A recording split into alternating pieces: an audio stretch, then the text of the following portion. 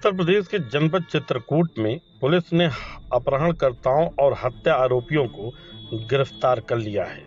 आपको बता दें कि देर रात कक्षा 7 के छात्र सुधांशु की देवांगना घाटी में मिली थी लाश। इस मामले में पुलिस ने 3 हत्यारों को भी गिरफ्तार कर लिया है। हत्या में शामिल एक हत्यारोपी अभी फरार है। शौक की लालच में आकर अपने ही दोस्त सुधांशु को किडनैप किया और 50 लाख की फिरौती मांगी,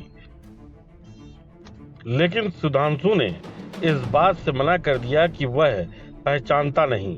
पहचान छुपाने की वजह से सारा मामला खुल जाता तो सुधांशु की पत्थर से कुचलकर हत्या कर दी, वो भी ऐसे दोस्त ने जो उसके साथ सुबह और शाम गुजारता था।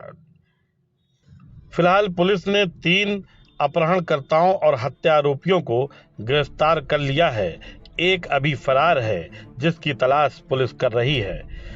पुलिस अधीक्षक चित्रकूट ने खुलासा करने वाली टीम को 25,000 रुपए का इनाम की घोषणा भी की है। मेरा लड़का जो है अशोक पब्लिक स्कूल खो में पढ़ रहा था। शनिवार को किडनैप हो गया है। जो है 50 लाख रुपए फिरौती मांग रहे थे, व्यवस्था कर रहे थे। इतने में जो है इसी भी पुलिस को सूचना दी। इतने में उसको जो है मौत के घाट उतार दिया। कहाँ पर लाश मिली है? ये जो है लाश मिली देवंगना घाटी के ऊपर। दोपहर में 2 बजे के आसपास रायपुरा थाने में श्रीमती मंजू देवी ने एक सूचना दी कि उनका बच्चा शनिवार से गायब था। पहले भी वो 1-2 बार जा चुका है, सूरत तक चला गया था, लौट के 2-3 दिन में आ जाता था। इस नाते उन्होंने शनिवार रविवार उसे ढूंढा, नहीं मिला। तो इस आशा में वो थे कि आ जाएगा। आज सवेरे उनके पति जो कि कानपुर में हैं, उनके फ़ोन पर एक फ़ोन आया 10 बजे के आसपास, जिसमें ये कहा गया कि तुम्हारा बच्चा कहाँ है? उनका घर से कहीं गया है। क्या नाम है? नाम बताया उन्होंने। उसके बाद उनका तूने ढूंढा नहीं?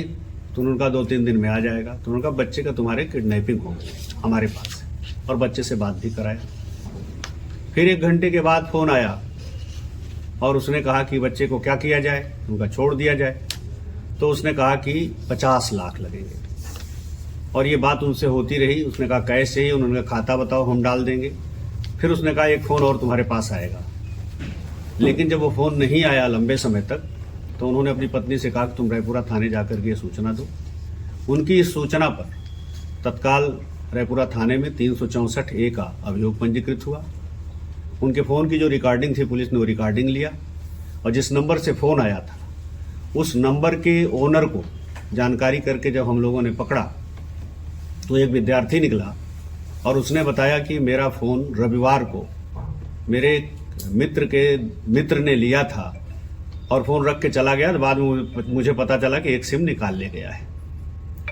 जब उसको रिकॉर्डिंग सुनाई गई तो उसने कहा ये तो विनय की आवाज़ है। इस आधार पर फिर पुलिस विनय के पीछे लगी, और इस घटना में कुल 4 लोग शामिल थे, जिसमें से 3 लोगों की गिरफ्तारी हो गई। सूत्रधार इस घटना का एक व्यक्ति उसी के गांव का एक बच्चा है जो बाल अपचारी है, उसी के साथ ही आया था। और विनय जो इसका मुख्य कर्ता धर्ता है, उसके कमरे पे एक रात, एक दिन और एक रात ये रुके। अगले दिन यानी कल ये बच्चे को ले करके मौज मस्ती के लिए निकले थे कि चलो हम लोग देवांगना घाटी पे चलते हैं, और वहाँ पहाड़ी के ऊपर ले जा करके लगभग 300-400 फीट ऊपर। फिर इन्होंने बात कराई थी उसके पिता से, दोबारा फिरौती की डिमांड की थी और कहा फिर फ़ोन करेंगे तो वहाँ लेके पहुँच जाना। इस पे बच्चे ने कहा कि ठीक है, अब हम चल के बताएंगे कि कौन लोग इसमें शामिल थे, क्योंकि वो आलोक को जानता था, उसके गांव का है। और उसने भागने की कोशिश की, जिसपे इन्होंने उसे मार दिया कि अब हमें फंसा देगा, पुलिस को बता देगा, घर जाके बता देगा। इस तरह से इन बच्चों ने पैसों के लालच में ये घटना कारित कर दी। और ये तीनों किस कक्षा के विद्यार्थी हैं? अब जो बच्चे की डेथ हुई है वो APS स्कूल में कक्षा 7 का विद्यार्थी बताया जाता है। उसके पिताजी उसकी 16 साल उम्र बताते हैं। एक बच्चा इसमें जो उसके गांव का है बाल अपचारी, वो ज्ञान भारती में पढ़ता है। और 2 बच्चे, एक CIC का विद्यार्थी और एक पढ़ाई छोड़ चुका है। ठीक।